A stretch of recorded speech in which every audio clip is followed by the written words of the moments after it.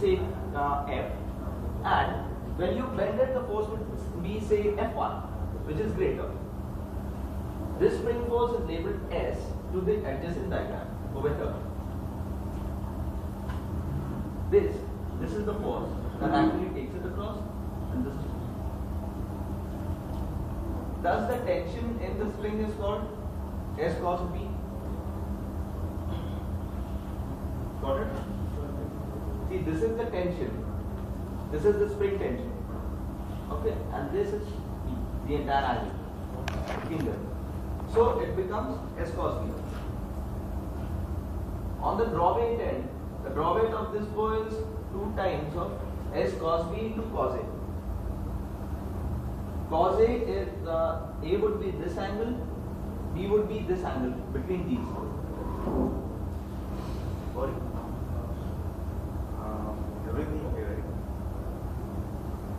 So you are an archer, so I just asked.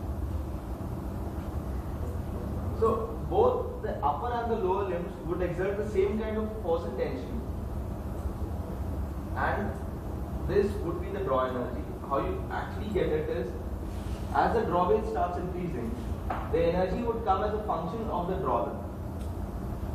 Okay, so the area under the straight line curve, this would be a straight line, definitely, because it's directly proportional. So F into D by 2, force into draw weight divided by 2 would actually give you the area, which would also mean the amount of energy stored in the bow. Now, in terms of material, as we know that the lighter the material, it would store more energy in the bow. How? Anyone?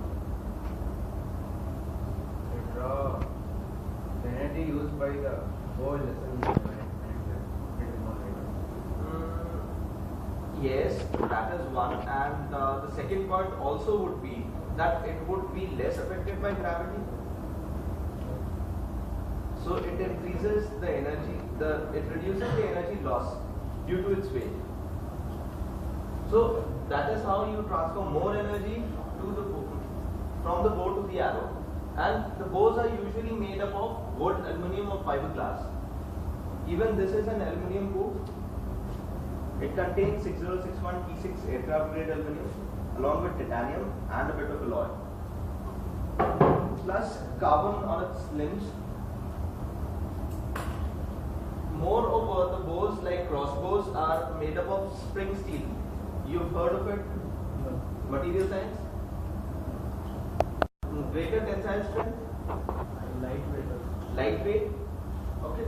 That's why titanium is used. Then 60T61 T6 aircraft grade aluminum is always used in as a major component in all bows because of its high grade quality. Second, again, its tensile strength, because it forms as an alloy. Okay, that's why it is used. And carbon compounds, but of course, are present because of their lightweight and hardness. Limbs are typically made up of fiberglass. You saw the bows that we shot with yesterday are made. The limbs are made up of fiberglass. This bow has got uniline carbon and compressed foam. The black portion that you see of the limbs is carbon, and the small thin white lines that you see are compressed foam. So this is what this is made up of. These rubbers are made up of napalm, which is a material which is universally used for dampening, and which has been researched over years to form the best material available till date for dampening. The arrows that you saw, see, this is a complete alloy. This is made up of an aluminum alloy drawn into a tube. This is what an arrow is. And the other arrow, this arrow, if I take the point out of I will take the knockout and see, this over here has got an aluminum tubing which is barrel shaped in its design to make it aerodynamic. And on top of it, we have got uniline carbon over here sprayed over with carbon, so which makes it durable, plus it cuts lovely through the air. Just pass it around.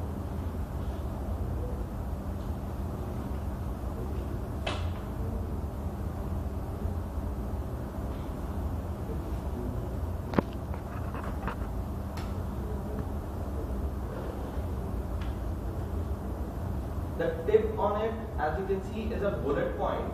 It is exactly in the shape of a bullet, so that it gives the exact same arrow flight as a bullet. We come down to straight bows, and there are different kinds of straight bows. See, why is it called a straight bow? Because it doesn't